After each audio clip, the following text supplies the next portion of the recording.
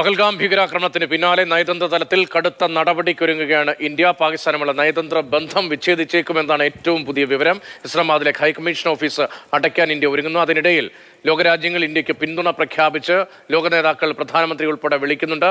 ആക്രമണത്തിന്റെ പശ്ചാത്തലത്തിൽ പ്രധാനമന്ത്രി UP സന്ദർശനം ഒഴിവാക്കി. ഓസ്ട്രേലിയൻ പ്രധാനമന്ത്രി അന്തോണി അൽബാനീസ് മോദിയെ വിളിച്ച് സംസാരിച്ചു എന്നതുമാണ് ഏറ്റവും ഒടുവിലത്തെ പുതിയ വിവരങ്ങൾ. പി വസന്തുണ്ട്.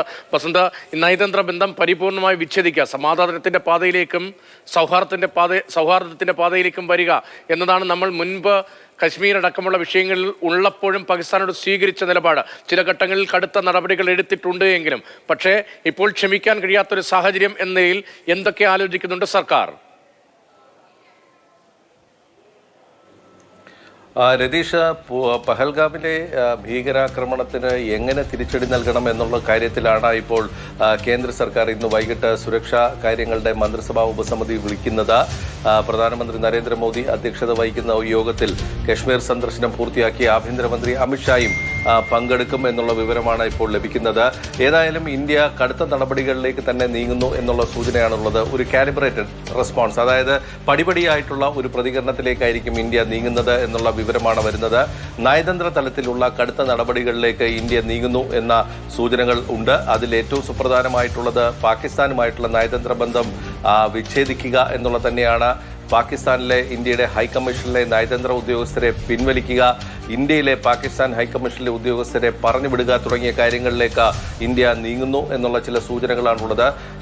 അതോടൊപ്പം തന്നെ കർത്താർപൂർ ഇടനാഴി സിഖ് വിശ്വാസികളുടെ ഗുരു നാനാക്കിന്റെ ഗുരുദ്വാരയും അതുപോലെ ദർബാറ സിംഗും ഗുരുദ്വാരയും തമ്മിലുള്ള കർത്താർപൂർ ഇടനാഴി അടയ്ക്കുന്നതടക്കമുള്ള കാര്യങ്ങളും ആലോചനയിലുണ്ട് എന്നുള്ള വിവരമാണ് കേന്ദ്ര സർക്കാർ വൃത്തങ്ങൾ പങ്കുവെക്കുന്നത്.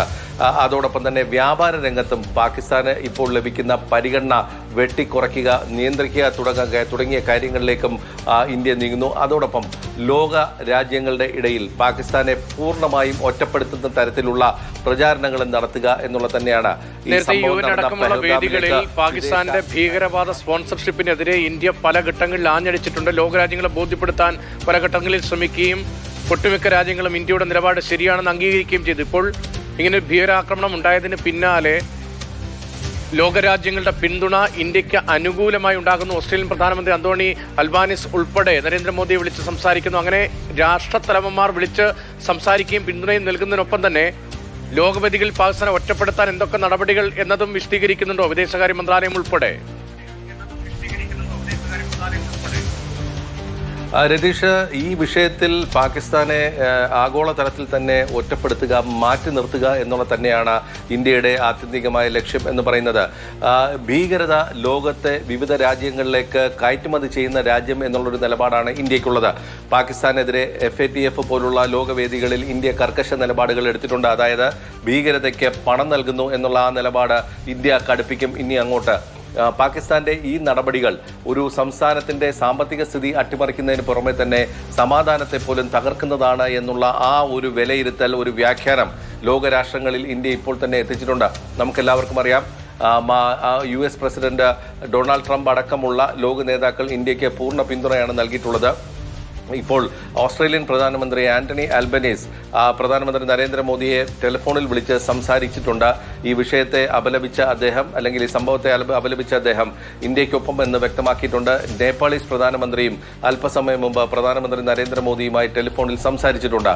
അപ്പോൾ ഇന്ത്യ പല വിധത്തിലുള്ള ഒരു ബഹുമുഖ തലത്തിലാണ് പാകിസ്ഥാനെതിരെയുള്ള നീക്കം നടത്തുന്നത്. അതായത് പല ഘട്ടങ്ങളിലായിട്ടുള്ള ഒരു ഗ്രേഡഡ് ആയിട്ടുള്ള റെസ്പോൺസിലേക്കാണ് ഇന്ത്യ നീങ്ങുന്നത്. അത് എവിടെ അവസാനിക്കുന്നു എന്ന് നമുക്ക് പറയാൻ കഴിയില്ല. ഇപ്പോൾ നയതന്ത്ര തലത്തിൽ പാകിസ്ഥാനെ മാറ്റി നിർത്തുന്ന ഒരു നടപടിയിലേക്ക് ഇന്ത്യ പോകുന്നു. പൂർണ്ണമായി ഇന്ത്യയും പാകിസ്ഥാനും തമ്മിലുള്ള നയതന്ത്ര ബന്ധം വിച്ഛേദിക്കുന്ന തലത്തിലേക്ക് കാര്യങ്ങൾ എത്തിയേക്കാം. നേരത്തെ തന്നെ പല ഘട്ടങ്ങളിലും 2016 പ്രതികരണം കൂടിയുണ്ടല്ലോ.